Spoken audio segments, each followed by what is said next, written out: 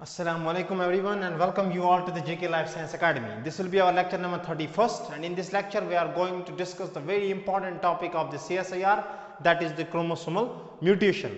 So far we have completed the numerical changes up to our lecture number 30, where we have discussed all about the aneuploidy, euploidy and related genetic disorders including the Down syndrome, Klinefelter syndrome, Jacob syndrome and all. So now we are taking another important topic, that is the chromosomal mutation, and in chromosomal mutation we will first discuss the translocation. Now the definition of the translocation is the transfer of DNA or is the transfer of chromosomal segment from one chromosome to the other chromosome. एक दूसरे chromosome से एक chromosome से दूसरे chromosome में चला जाएगा. अब ये जो ट्रांसलोकेशन होगी, ट्रांसफर ऑफ जो क्रोमोसोमल सेगमेंट होगा, इट में भी होमोलॉगस होमोलॉग के बीच होगा, हो सकता है होमोलॉगस, क्योंकि हमारे बॉडी में homologous pair of chromosomes present होते हैं, और सम ये जो ट्रांसलोकेशन ये होमोलॉगस के बीच भी हो सकता है, ये नॉन होमोलॉगस क्रोमोसोम्स के बीच भी हो सकता है. एक बात. दूसरी बात ये जो ट्रांसलोकेशन है, ये जो ट्रांसफर है क्रोमोसोम का from one segment, from one gene, from one chromosome to the another chromosome, it may be reciprocal.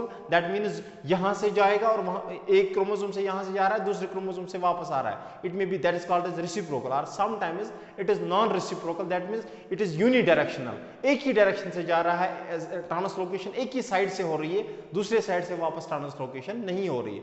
हमारे जो सिलेबस में है that is the meiotic consequences of the translocation. अगर ट्रांसलोकेशन होगी तो उस पे मियोसिस जब होगी, मियोसिस के टाइम पे क्या डिसऑर्डर्स, क्या कॉम्प्लिकेशंस यहां पे डेवलप हो सकती है, वो हम जानने की कोशिश करेंगे. ठीक है, तो पहले डेफिनेशन देख लेते हैं. डेफिनेशन आप यहां पे मैंने लिखी है. It is the unilateral or bilateral transfer of chromosomal segment at non homologous position within or between the chromosome. So it is within or between the chromosome.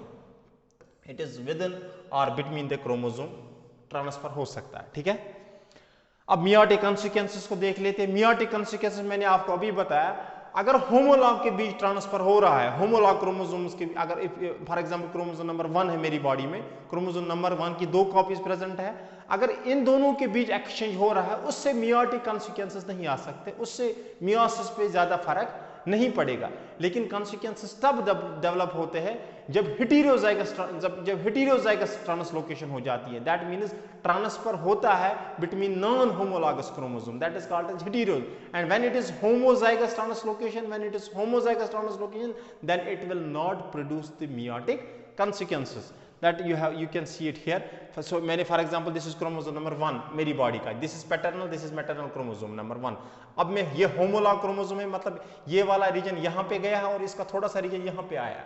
मतलब जो जीन यहाँ पे फॉर एग्जांपल यहाँ से जीन गया है, यहाँ से आप देखोगे सी डी जीन यहाँ पे मिसिंग है, वो डी जीन यहाँ सी और डी यहाँ पे चले गए, लेकिन वापस में वही सेगमेंट अगर आप देखोगे यहाँ से वापस आया है, यहाँ से जो सेगमेंट वापस आया उसमें भी डी प्रेजेंट है यहाँ पे. That means all in all homologue के बीच अगर एक्सचेंज हो रहा है, वहां पे सिर्फ जीन्स की पोजीशन चेंज हो रही है, लेकिन वहां पे कोई डिलीशन या डुप्लीकेशन नहीं हो रहा है. उस वजह से कॉम्प्लिकेशंस यहां पे डेवलप नहीं होगी. लेकिन कॉम्प्लिकेशंस तब डेवलप होती है जब हेटेरोजाइगस ट्रांसलोकेशन होता है, जब ट्रांसफर होता है, जब ट्रांसलोकेशन होती है बिटवीन नॉन होमोलॉगस क्रोमोसोम्स. वो हम देखने की कोशिश करेंगे यहाँ पे. तो मैंने यहाँ पे लिखा है reciprocal homozygous translocation has no meiotic problem, but problem arises in the heterozygous translocation. अगर heterozygous translocation होगी तब प्रॉब्लम होगी. अगर homozygous reciprocal translocation है तब कोई प्रॉब्लम नहीं होगी. ठीक है, क्यों नहीं होगी वो आपको मैंने बताया. क्योंकि होमोलॉग के बीच अगर एक्सचेंज हो रहा है तो it is just the changing the position of the genes. Genes are just changing their position. They are still there. They are still in the chromosome. Okay. Now let us try to see heterozygous translocation को समझने की, reciprocal heterozygous translocation, इसी की meiotic consequence को समझने की कोशिश कर लेते हैं. ध्यान रखिएगा कुछ मिनट्स के लिए. देखो क्या होता है, मैं दो क्रोमोसोम लेके चलता हूं. फॉर एग्जांपल क्रोमोसोम नंबर 1 और ये for example this is chromosome number 1 और दिस इज क्रोमोसोम नंबर 2. ठीक है, अब ये होंगे non homologous, these are not homologous chromosome, और यहाँ पे it will be heterozygous translocation. अब फॉर एग्जांपल इनके बीच ट्रांसलोकेशन हो गई. ठीक है, ट्रांसलोकेशन होगी, ये ट्रांसफर कुछ रेसिप्रोकल हेटेरोजाइगस ट्रांसलोकेशन इनके बीच हो रही है। अब यहाँ पे आप देख रहे हो ग्रीन वाले कुछ जीन्स यहाँ पे आ रहे हैं ब्लैक के ओर, और ब्लैक के कुछ जीन्स ग्रीन पे चले जा रहे हैं। जैसे आप यहाँ पे देखो एक पैरेंटल स्ट्रैंड है ABCDEF एंड F तक, यहाँ पे this is parental, this is chromosome number 1 का, दिस इज नॉर्मल। अब दूसरा स्ट्रैंड आप देखो ABC तक तो नॉर्मल है, लेकिन D, E और F एक्सचेंज हुआ है विथ अनदर क्रोमोसोम, और वहां से वापस आया है S, T and U, S, T और U, वहां से आप रेसिप्रोकल ट्रांसलोकेशन हुई है। यहां से D, E और F गया है और वहां से S, T और U वापस आया। आप यहाँ पे देखो S, T और U, इसको हम नाम देंगे T1 दैट इज ट्रांसलोकेशन 1, और इसको नाम देंगे N1 दैट इज नॉर्मल 1। अब यहाँ पे जहाँ पे ट्रांसलोकेशन की वहां पे PQOR तो ओरिजिनल जीन्स है, अपने जीन्स हैं, लेकिन यहाँ से वहां पे ट्रांसलोकेट कौन कौन सा जीन हुआ है, D, E एंड F, जो यहाँ से उठा है D, E एंड F, ये यहाँ से ट्रांसलोकेशन, इसको T2 नाम देते हैं, मतलब ट्रांसलोकेशन 2। और इसका नॉर्मल एक स्ट्रैंड है यहाँ पे PQRSTU, PQRST एंड U, ये इसकी नॉर्मल, इसको N2 हम नाम दे देते हैं। So is this thing clear now? यहां से दो ट्रांसलोकेटेड प्रोडक्ट्स है और दो नॉर्मल है। अब देखो क्या होगा जब रेप्लिकेशन होगी, replication will lead to the duplication of structure, ये आपको पता ही है।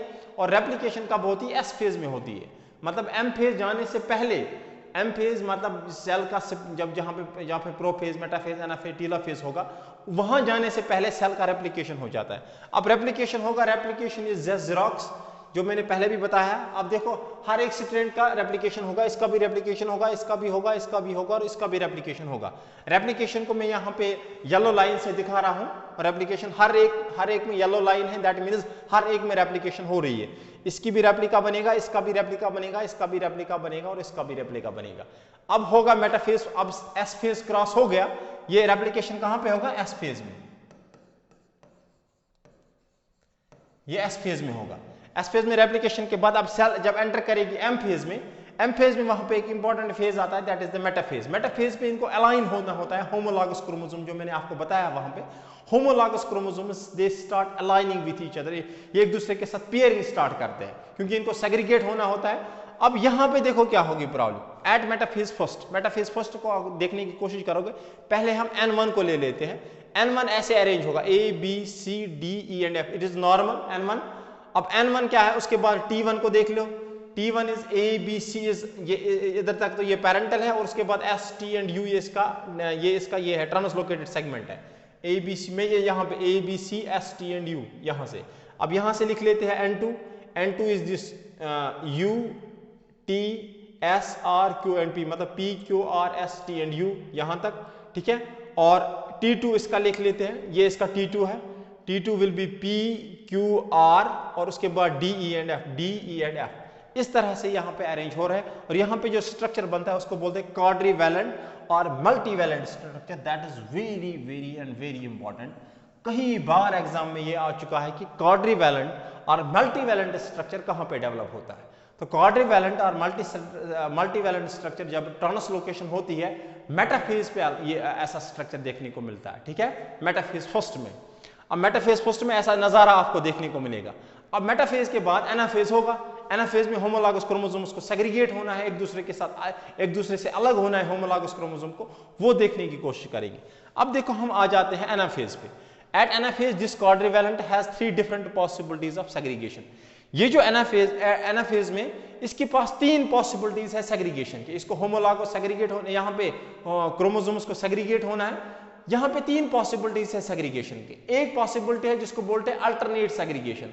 अल्टरनेट का मतलब ये है N1 के बाद T2 नहीं आएगा, N1 मतलब N2 के साथ जाएगा, दिस इज अल्टरनेट। या आप यहाँ पे देखो T1 का अल्टरनेट क्या है, T1 के बाद है N1, ये इसका अल्टरनेटिव, मतलब N1 के बाद T1 अगर जाएगा अल्टरनेट में आएगा N1 के बाद ये T1 को छोड़ेगा, फिर ये N2 के साथ जाएगा, तो N1 and N2, this will be alternate. एक अल्टरनेट ये हुआ। दूसरा अल्टरनेट देख लो, N2 देखो, N2 T2 के साथ नहीं जाएगा, लेकिन अल्टरनेटिवली ये जाएगा N1 के साथ, ये भी N2 N1, मतलब T1 T2 के साथ जाएगा, या T2 T1 के साथ जाएगा। इसको बोलते हैं अल्टरनेट सेग्रीगेशन। दूसरा होता है एडजेसेंट सेग्रीगेशन, मतलब जो इसके एडजेसेंट में है ये उसी के साथ सेग्रीगेट हो जाएगा। अब एडजेसेंट में 2 पॉसिबिलिटीज है। चाहे तो ये होमोलॉगस एडजेसेंट हो, चाहे नॉन होमोलॉगस एडजेसेंट हो। फॉर एग्जांपल होमोलॉगस एडजेसेंट को समझने की कोशिश करते हैं। For example this n1 adjacent segregation को मैं बता रहा हूं। एडजेसेंट मतलब n1 t1 के साथ जाएगा, it will B n1 t1 segregation, या कभी कभी n2 t2 के साथ जाएगा, दिस इज होमोलॉगस। या कभी कभार ऐसा भी होता है n1 t2 के साथ, ये भी इसका एडजेसेंट है, n1 t2 के साथ जाएगा, ये भी हो सकता है। और ये भी हो सकता है कि n2 t1 के साथ जाए, ये भी हो सकता है। So these are the different types of the possibilities that arise at this stage.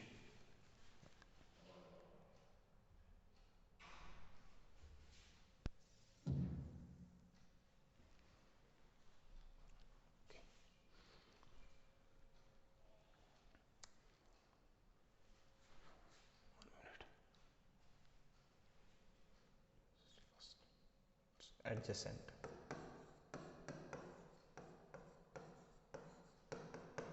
Adjacent में कौन कौन सा जाएगा? n1 n2 के साथ, t1 t2 के साथ, ये हो सकता है। Alternate, sorry this is alternate, this is not adjacent.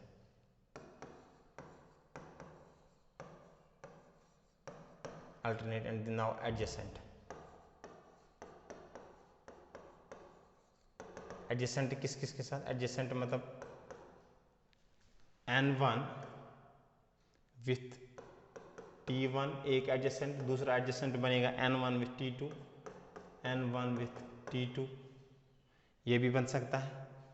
यहाँ से बन सकता है n2 विथ t2, दूसरा बनेगा n2 with t1, n2 with t1, ये सारे एडजेसेंट पॉसिबिलिटीज है। Clear this. तो अल्टरनेट में, अल्टरनेट मतलब n1 उसके बाद t1 को ये छोड़ेगा, ये n2 के साथ जाएगा। अब यहां से जाओ और यहां से जाओ, एक ही बात है। सेग्रीगेशन तो होमोलॉग, ये मतलब यहाँ पे अल्टरनेट में दो होमोलॉग सेग्रीगेट होंगे और दो ट्रांसलोकेटेड प्रोडक्ट सेग्रीगेट होंगे। सबको हम जानने की कोशिश करेंगे, हम देखेंगे क्या क्या होता है जब ये सारी चीजें। चलिए पहले ले लेते हैं एडजेसेंट अल्टरनेट सेग्रीगेशन। अल्टरनेट मैंने आपको बताया, अल्टरनेट में क्या है, n1 विथ n1 अल्टरनेट मतलब n1 के बाद यहाँ पे t2 है, लेकिन ये t2 के साथ नहीं जाएगा, अल्टरनेट जाएगा, मतलब n1 जाएगा n2 के साथ, और n2 भी जाएगा, वो तो वापस वही बात होगी, n2 भी n1 के साथ जा रहा है। t1 को अगर देखोगे, t1 n2 के साथ नहीं जाएगा, t2 के साथ जाएगा। This is called as alternate segregation. Alternate segregation अगर आप देखोगे यहाँ पे, यह है अल्टरनेट सेग्रीगेशन, मतलब n1 विथ n1 n2 एक साइड से और t1 t2 एक साइड से। n1 नॉर्मल है, a b c d e f, n2 भी नॉर्मल है, p q r s t and u, ये नॉर्मल है। t1 a b c s t u और t2 p q r d e and f, ठीक है। अब ये meiosis first complete हो गई। अब मियोसिस सेकंड में क्या होगा, सिस्टर क्रोमैटिड्स टूट जाएंगी, मतलब इसकी दो कॉपीज और इसकी दो कॉपीज, ठीक है, इसकी दो कॉपीज और इसकी दो कॉपी, यहां से 4 सेल्स बनेंगी, ठीक है। अब 4 सेल्स जो यहां से बन के आएंगी, एक सेल में क्या आएगा आपके पास, इसकी एक स्ट्रैंड लिख लेते हैं, A B C D E and F, ये वाली स्ट्रैंड में लिख रहा हूं, A B C D and F, इसकी दो स्ट्रैंड्स हैं, एक स्ट्रैंड इसकी यहां पे जाएगी, A B C D E and F, ठीक है। अभी हम ऊपर वाली दो सेल्स, अब बनेगा दूसरी, अब ये होमोलॉग, इसकी दो strands P Q R S T, P Q R S T and U, अब इसकी दूसरी strand P Q R S T and U, ठीक है। अब इन दो को देख लेते हैं, A B C S T U, A B C S T U, अब इसकी दूसरी स्ट्रैंड वो दूसरे सेल में आएगी, A B C S T and U, P Q R D E and F, P Q R D E and F, P Q R D E and F।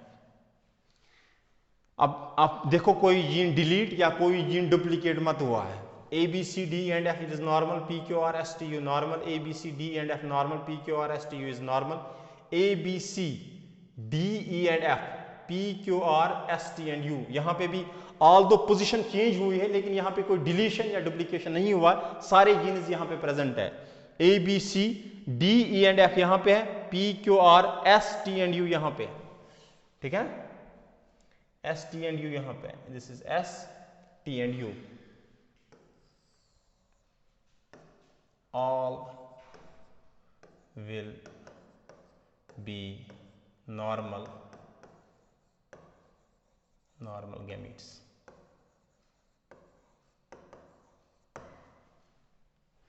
यहां पे जितने गैमीट्स बनेंगे सबके सब गैमीट्स क्या होंगे, नॉर्मल गैमीट्स होंगे, यहां पे कोई एबनॉर्मल गैमीट नहीं बनेगा।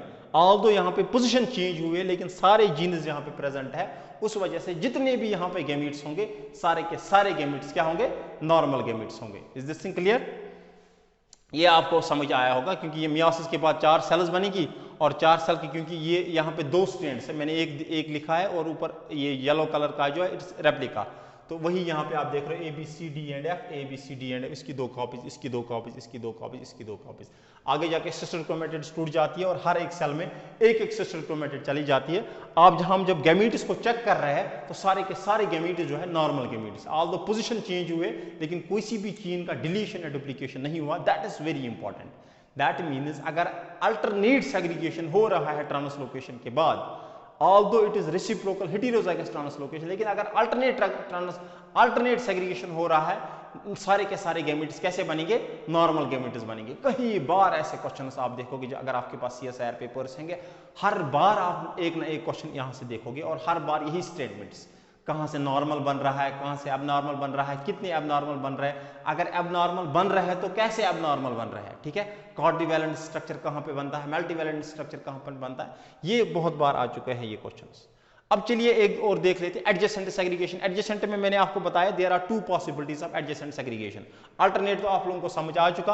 अब एडजेसेंट मतलब N1 T1 के साथ जाए, ये भी इसका एडजेसेंट है, लेकिन N1 T2 के साथ भी जा सकता है, ये भी इसका एडजेसेंट है, ठीक है। अब अगर N1 T1 के साथ जाएगा, क्योंकि T1 इसी का है, N1 का ही ट्रांसलोकेटेड पार्ट है, तो this is called as homologous adjacent segregation and these two will be called as non homologous adjacent segregation. तो दोनों पॉसिबिलिटी, एडजेसेंट में 2 पॉसिबिलिटीज है, 50% इसकी पॉसिबिलिटीज है लेकिन 50% इसकी पॉसिबिलिटीज है। अब चलो adjacent segregation. Adjacent segregation 50%, adjacent non homologous centromere go to the same pole, this is having 50% इसकी probability. Adjacent non homologous centromere मतलब एडजेसेंट नॉन होमोलॉगस का मतलब है N1 T2 के साथ जाए और N2 T1 के साथ, these will be adjacent non homologous. वही मैंने यहां पे लिखा है N1 T2 के साथ और T1 को मैंने N2 के साथ लिखा है, N2 को मैंने T2 के साथ लिखा है। A B C D and F, N1 का normal A B C D and F, ये इसका N1 है। अब T2 को देखो P Q R D and F, जो आपने पिछले इसमें देखा पिछले स्लाइड में, D एंड F, इसकी 2 कॉपीज और इसकी 2 कॉपीज।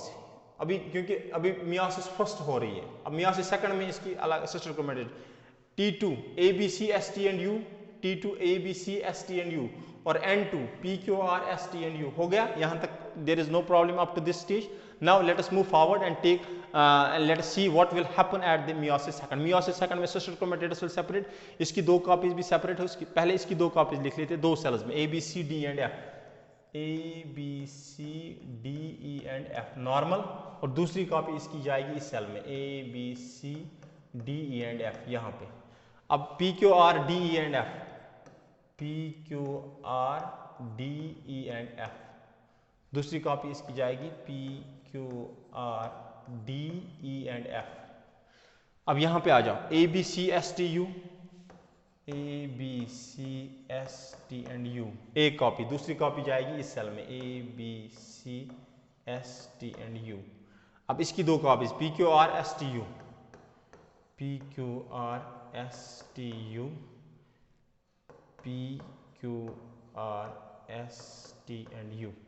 अब यहां पे जीन को चेक करो, A B C D E and F, यहां तो कोई प्रॉब्लम नहीं है, P Q R S T U यहां पे मिसिंग है और यहां पे D E F का हुआ है डुप्लीकेशन, मतलब यहां पे डिलीशन भी हुआ है, डुप्लीकेशन भी हुआ है। यहां पे देखो A B C D E and F, यहां तो ठीक है, P Q R S T U तो यहां पे है ही नहीं, यहां पे D E F का डुप्लीकेशन हुआ है, ठीक है, abnormal gamete, abnormal gamete. A B C S T U D E and F यहां पे मिसिंग है, ABCSTU, PQRSTU, मतलब यहाँ पे STU का डुप्लीकेशन हुआ है और DEF का यहाँ पे डिलीशन हुआ है। यहाँ पे भी वही कंडीशन है, यहाँ पे STU का हुआ है डुप्लीकेशन और DE एंड F का हुआ है deletion. That means these all will be non viable gametes. These all will be what? All will be non-viable, non-viable because of deletion and duplication. Because of deletion and duplication.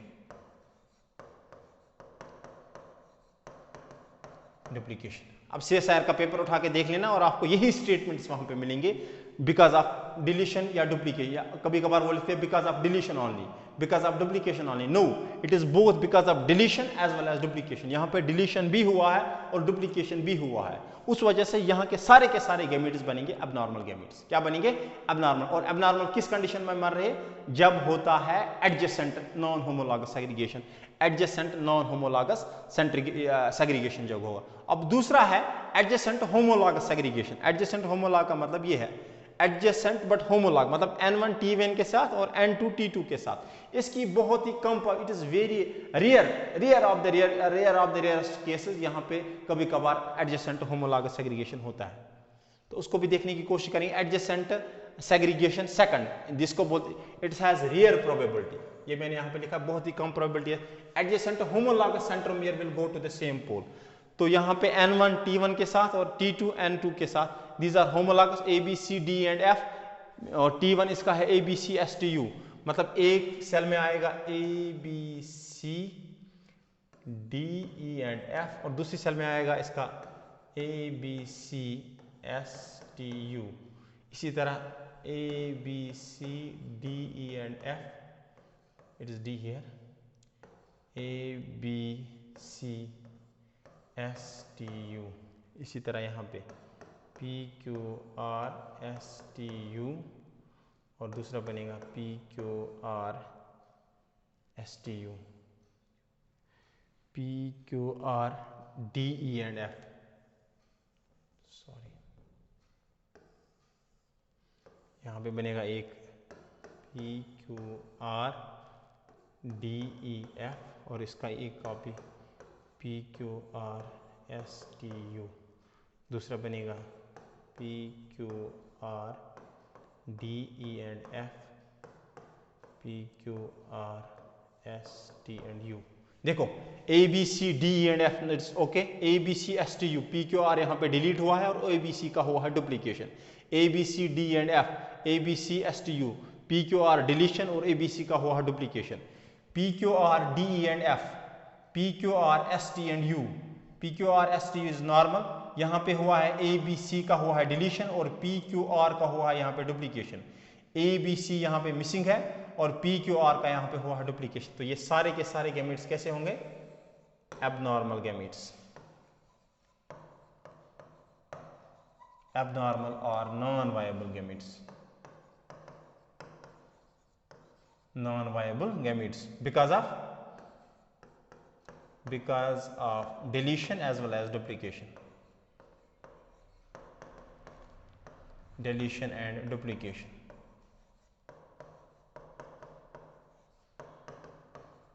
ठीक है, ये याद रखना। That means adjacent segregation अगर हो रहा है, adjacent non homologue की 50% प्रोबेबिलिटी है और एडजेसेंट होमोलॉग की बहुत ही रेयर प्रोबेबिलिटी है होने की। ठीक है, all in all adjacent segregation में सारे के सारे गैमेट्स एबनॉर्मल बनते हैं। ठीक है, और अल्टरनेट सेग्रीगेशन में सारे के सारे गैमेट्स क्या बनते हैं? नॉर्मल गैमेट्स बनते हैं। This is very important and very common question, most frequently asked in the CSIR। ठीक है, अगर आपके पास पेपर होगा आप उठा के देखो, आपको ऐसा स्ट्रक्चर देखने को मिलेगा कई बार और ये सारे स्टेटमेंट्स आपको अपने पेपर में मिलेंगे। ठीक है, with this we should end this lecture here. Translocation यहाँ पे खत्म हो रही है और नेक्स्ट लेक्चर में हम देखते हैं अब ट्रांसलोकेशन के बाद अब हमारे पास बचता है क्या? ट्रांसलोकेशन। अब है हमारे पास inversion, that's very important, another paracentric और पेरीसेंट्रिक इन्वर्जन। इंशाल्लाह वो हम नेक्स्ट लेक्चर में अब डिस्कस करेंगे। ठीक है, तो एट द एंड जो मैं रोज बताता हूँ, share more and more, subscribe more and please comment, give your feedback और जितने जैसा आपको लग रहा है हमें बताइए, आप हम कमेंट सेक्शन में हमें लिख सकते हो।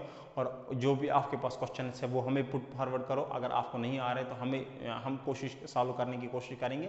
और please at the end share as much as you can with your friends, with any जो भी आपका ग्रुप है, ग्रुप में शेयर करो और सब्सक्राइब ज़्यादा से ज़्यादा करो। ठीक है, चलो, थैंक यू।